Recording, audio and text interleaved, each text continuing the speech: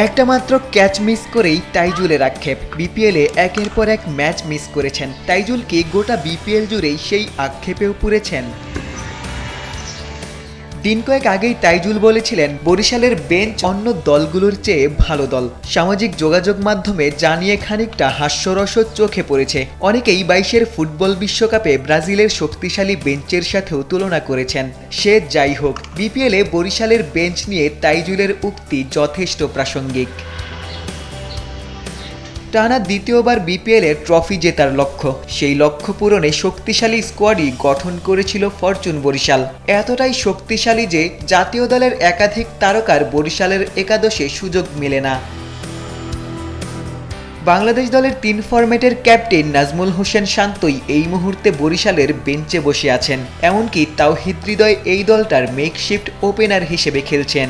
এই মুহূর্তে জাতীয় দলের অবিচ্ছেদ্য অংশ রিশাদ হোসেন বিশ্বজুড়েও ফ্র্যাঞ্চাইজি লিগে সুযোগ পাচ্ছেন। বিপিএল না খেললে বিগ ব্যাশে হোবার্ট হারিকেন্সের হয়েও খেলতে পারতেন, তাকেও কিনা বরিশাল দলের বেঞ্চ গরম করতে হয়েছে। বরিশাল ছাড়া অন্য যে কোনো দলে নাইম হাসান শুরুর একাদশেই থাকতে পারতেন, তবে কার্যকর এই বোলার বরিশাল দলে এখনও একটি ম্যাচও খেলতে পারেননি।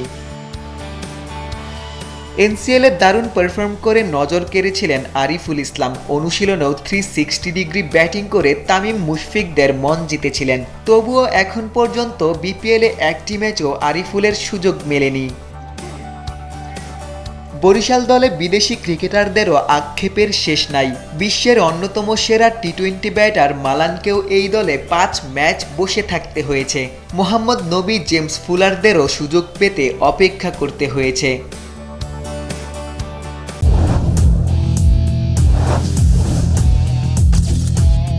শুরুতে যেমনটা শুনেছেন, তাইজুল হয়তো আক্ষেপ করতেই পারেন।